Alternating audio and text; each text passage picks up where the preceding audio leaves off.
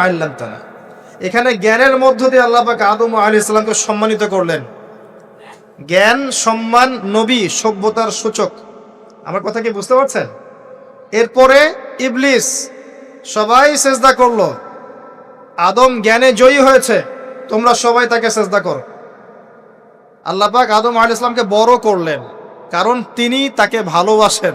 আল্লাহ পাক আমাদেরকে ভালোবাসেন, বাসেন না? আল্লাহ পাক আমাদেরকে প্রচন্ড ভালোবাসেন। আর আপনি যাকে ভালোবাসবেন তাকে বড় করতে চাইবেন না?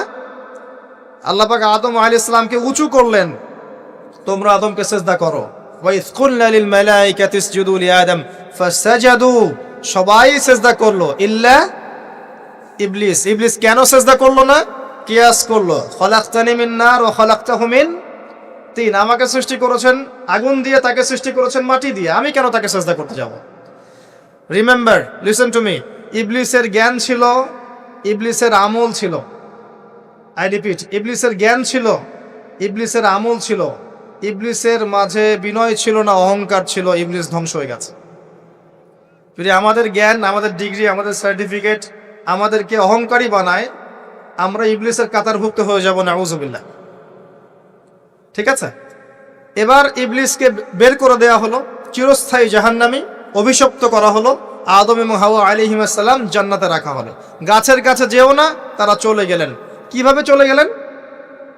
এখানে আসেন। ইবলিস এসে ওয়াসওয়াসা দিয়েছে। কি ওয়াসওয়াসা সেটা শোনেন। এটা একটা ভালো প্রশ্ন। কোন ওয়াসওয়াসায় পড়ে তার এই কাজটা করে ফেললেন? এটা সূরা তহার মধ্যে আছে। কোন সূরা? তহা। এখানে আল্লাহ পাক বলেছেন, ইবলিস এসে বলেছিল যে তোমরা যদি ওই গাছের কাছে যাও এবং এর ফল খাও, তাহলে তোমরা চিরস্থায়িত্ব লাভ করবে। চিরস্থায়িত্ব, অমর হয়ে যাবে, অমর। কথা বুঝতে পারছেন? অমরত্ব। এই অমরত্বের টোপ দিয়ে ইবলিস এভাবে ওয়াসওয়াসা দিয়েছে আমাদের পিতাকে, আমাদের মাকে। এর ফলশ্রুতিতে আল্লাহ রাব্বুল আলামিন আমাদেরকে নামিয়ে দিয়েছেন পৃথিবীতে। আল্লাহ পাক নামিয়ে দেওয়ার সময় আদম এবং হাওয়া আলাইহিস সালাম তাদেরকে ক্ষমা করে দিয়েছেন, কিন্তু একটা সময় দিয়েছেন, এখন আর জান্নাতে থাকা হবে না, পৃথিবীতে চলে যাও, এখানেও চিরস্থায়ী জীবন পাবে না, নির্দিষ্ট সময় থাকবে।